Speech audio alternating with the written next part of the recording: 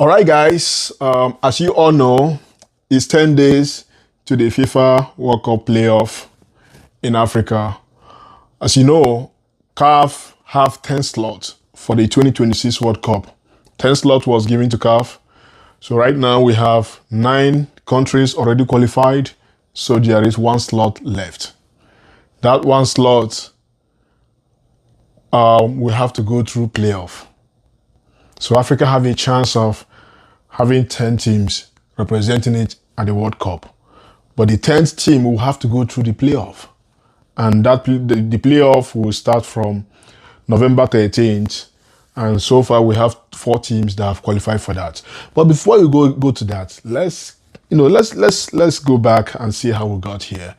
Let's take a step back and see how we got here. Okay, we start with the group stages. We have Group A. After 10 games, Egypt won 8 games, drew 2, and lost 0. Topped the group with 26 points. So Egypt have qualified for the World Cup, on the virtue of being the group winner for Group A. Burkina Faso came second with 21 points, winning 6 games, drew 3, and lost just 1 game. Great performance by Burkina Faso there. Then in Group B, we have Senegal there topping the group and again qualifying for the World Cup. 7 wins, 3 draws, and 0 losses. That means Senegal with 24 points qualifies straight to the World Cup. DR Congo finished second on that group with 22 points, winning 7 games, drew 1, and lost 2 games. Group C, South Africa qualified from Group C by topping the group with 18 points from 10 matches. They won 6, drew 3, and lost 1. Second on that group is Nigeria, who finished up as runner-up with 17 points, having won 4 games, drew 5, and lost 1 game. Group D is an interesting one. We see Cape Verde Island topping that group, so qualifying for the World Cup for the first time. From 10 matches, Cape Verde won 7 games, drew 2, lost 1, ending their campaign with 23 points. They are followed by Cameroun that came second with 19 points, having won 5 games, drew 4, and lost 1. Group E, we have Morocco, one of the best teams right now. Morocco had a clean sheet, played 8 and won all 8 games, claimed 24 points. They drew nothing, they lost nothing. They scored a whopping 22 goals and conceded just 2. What a performance from the Morocco national team there. So Morocco is going to the Mundial. Second to that group is Niger, who won 5 games and lost 3, finishing up with 15 points. Group F, we have Ivory Coast or Côte d'Ivoire. The People's Elephant, the Ivorians, won this group with 26 points. They had a fantastic campaign, so impressive. They played 10 games, they won 8 and drew 2 with 0 loss.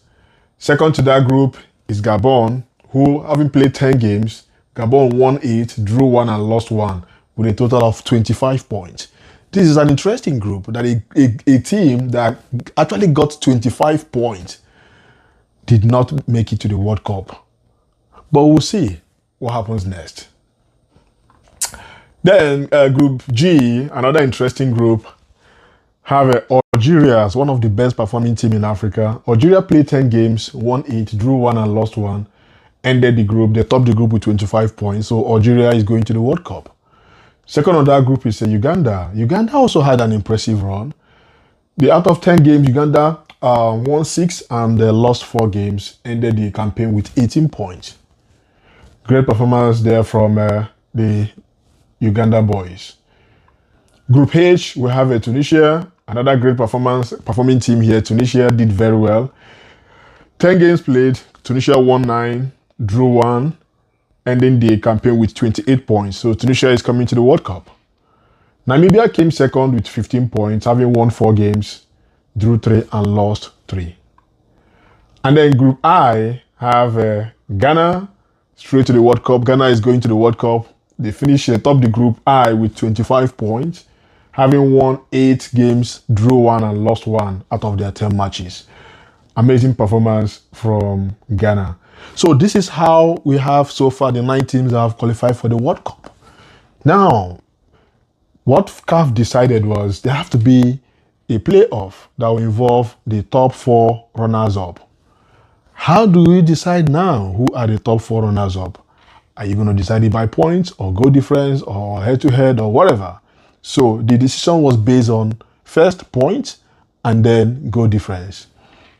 Now, if you go through all the groups, you'll find out that from Group A, the runner-up in Group A, there is Burkina Faso with 21 points and a goal difference of plus 15. Then Group B, runner-up is DR Congo with 22 points, goal difference plus 9. Group C, the runner-up there is Nigeria with 17 points, goal difference of 7. And then Group D has a Cameroon with 19 points, goal difference of 12. And then you have a Group E. The runners-up in Group E is Niger with 15 points and plus 1 goal difference. And Group F, runners-up is Gabon with 25 points and plus 13 goal difference. And then Group G, we have Uganda with 18 points, goal difference of plus 5. And then Group H, you have Namibia with 15 points, goal difference of plus 3. And the last group there, Group I, you have Madagascar with 19 points with goal difference of plus 5. So, what did CAF do? CAF, if you look, went through the whole group and found out that Group E, Eritrea, one of the guys on that group, withdrew from the qualifier because of due to some political issues going on in the country. The Eritrean Football Federation feared that the players will run away, they will escape when they go outside to play a game, because they will escape to seek a political asylum, running away from the regime of their current president. A lot is going on in Eritrea. So the federation felt like, no, these players are going to run away, because they've had these cases before in 2019 when their team went to Uganda to play a game and some of the players never came back. So in order to avoid that, they withdrew from the World Cup qualifier. So CAF decided, okay, in order to be fair, they have to eliminate all the points each team got from their games, the game they play against the lowest team on each group. So meaning that for each group, any country that comes last on each group, everybody up there will subtract their point. So all the teams that came out as a runners-up, they will subtract whatever point you gather from it. If you beat them home and away, 6 points will be deducted. If you play draw both of them, 2 points will be deducted. So that was the decision made by CAF. I'm sure in guideline with FIFA.